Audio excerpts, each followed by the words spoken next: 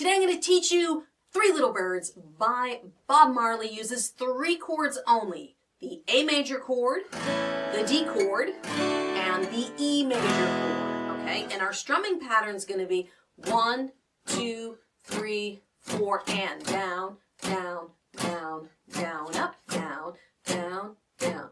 Don't worry about a thing, 'cause every little thing's gonna be alright.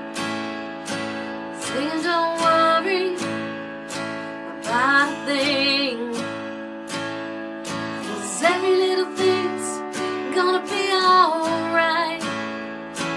Rise up this morning, smile at the rising sun.